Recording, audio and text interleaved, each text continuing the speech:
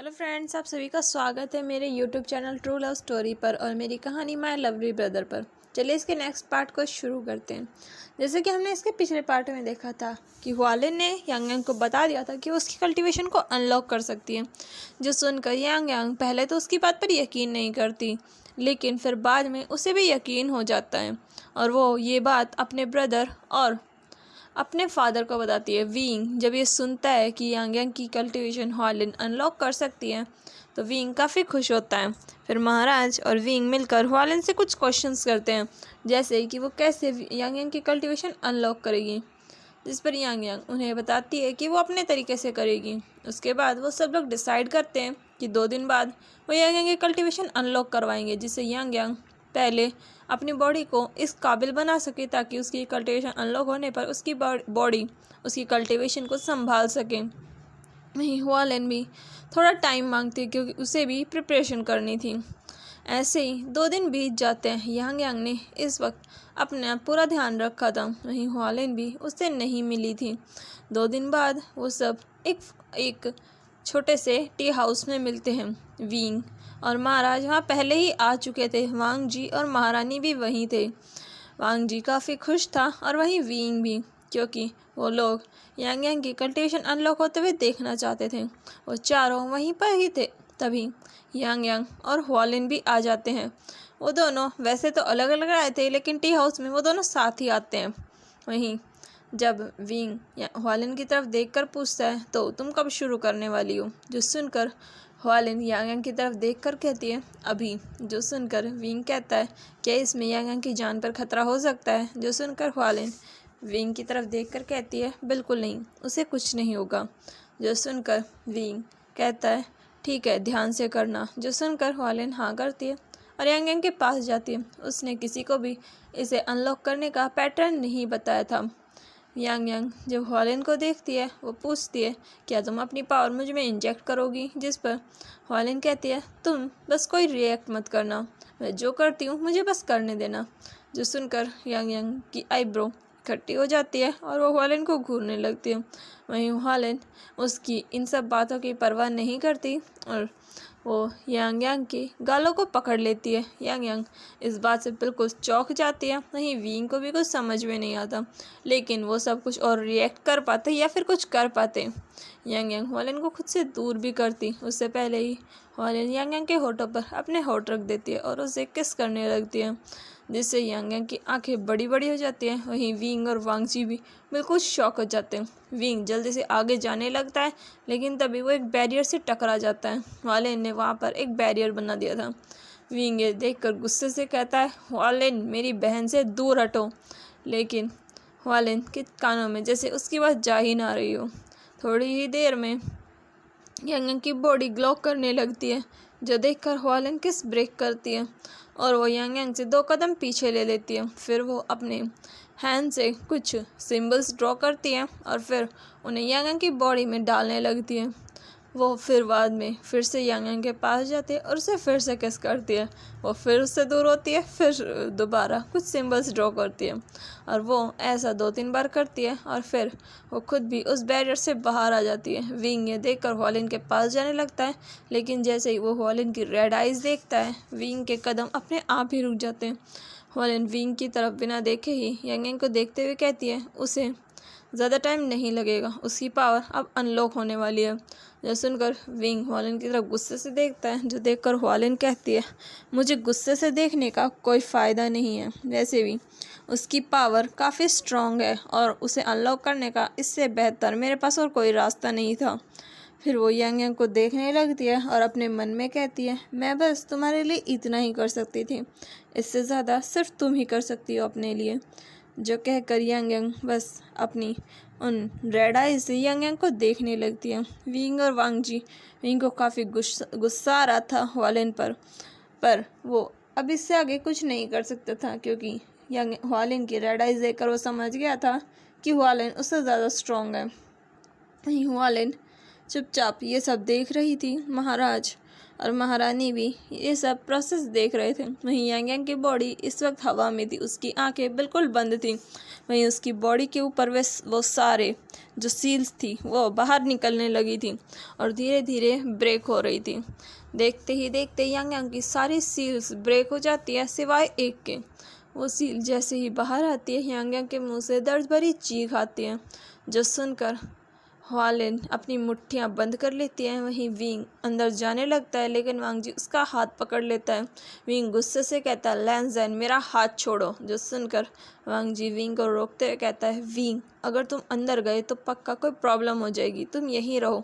लेकिन विंग गुस्से से जाने लगता है। तभी उसके पिता उसका हाथ पकड़ कहते हैं, विंग तुम यहीं रुकोगे। वो अपनी सील अनलॉक कर रही है, अगर उसे इसमें थोड़ा बहुत दर्द होगा तो ये होना लाजमी है, उसे ये सील बहुत सालों से है। जो सुनकर विंग गुस्से से कहता है, लेकिन पिताजी उसे दर्द हो रहा है। जो सुनकर महाराज उसे रोकने की कोशिश करते हैं, पर विंग जो कि नहीं रुक रहा था वो सबको दूर कर जैसे अंदर जाने लगता है, तभी वो एक बैरियर से टकरा कर पीछे गिर जाता है। विंग गुस्से से हुआलिन की तरफ देखकर कहता है, ये बैरियर हटाओ।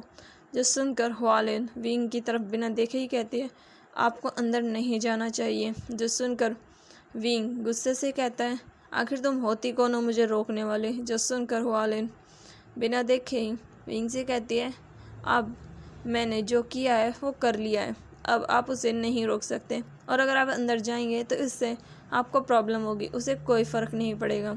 जो सुनकर विंग गुस्से से हुआलिन की तरफ जाने लगता है, लेकिन वो उसके थोड़े से 10 मीटर के एरिया में आते ही दूर जाकर गिरता है, क्योंकि हुआलिन के चारों तरफ भी एक स्ट्रॉन्ग और प्रेशर था।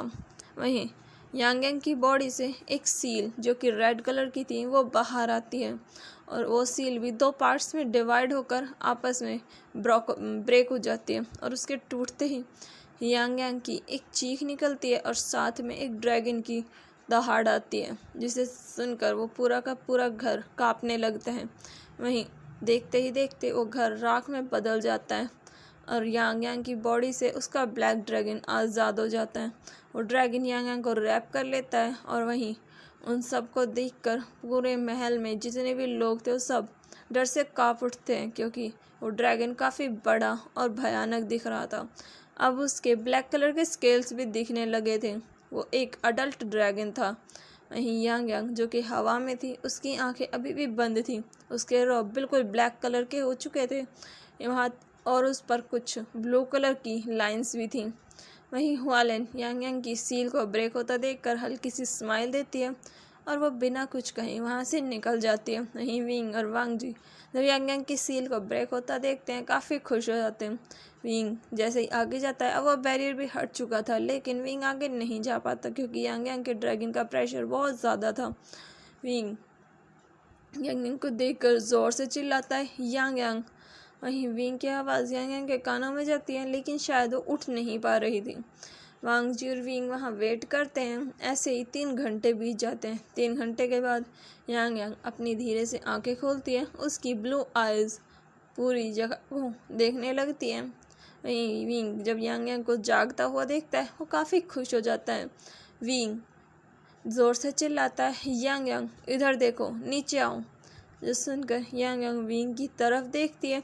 यांग यांग की आंखों में ना कोई इमोशन थे, ना ही कुछ और। महाराज यांग यांग की ऐसी आइज़ देखकर डर जाते हैं, क्योंकि उन्हें ऐसा लग रहा था जैसे कि यांग यांग ने अपनी मेमोरी खो दी हो।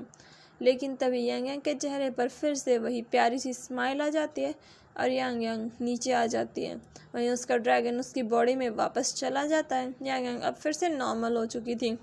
विंग यांग यांग की सील ब्रेक होता देखकर काफ़ी खुश था। विंग यांग यांग को गले लगाता है। वहीं यांग यांग भी विंग को प्यार से गले लगाती है।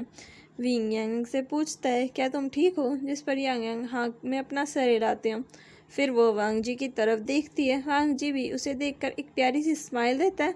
यांग यांग वांग जी के गालों को पकड़कर कहती है, गगा अब देखो, मैं अब ब्रदर को इजीली हरा सकती हूँ।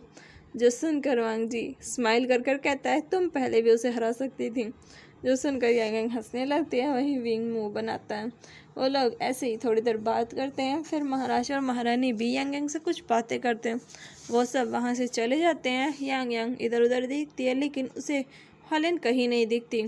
फिर यांग यांग भी अपने कमरे में चली जाती है। हालांकि वो हॉलिन से बात करना चाहती थी क्योंकि उसे कुछ रियलाइज़ हुआ था, लेकिन वो अभी हॉलिन से बात नहीं कर सकती थी।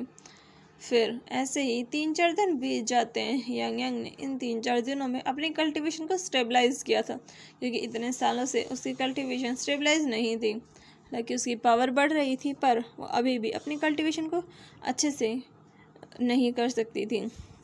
ऐसे ही 4-5 दिन बाद यांग यांग जब वापस अपने कमरे से बाहर आती है, वो देखती है कि विंग थोड़ा परेशान है और वांग जी भी। विंग और वांग जी को इतना परेशान देखकर यांग यांग को लगता है पक्का कोई ना कोई गड़बड़ हुई होगी।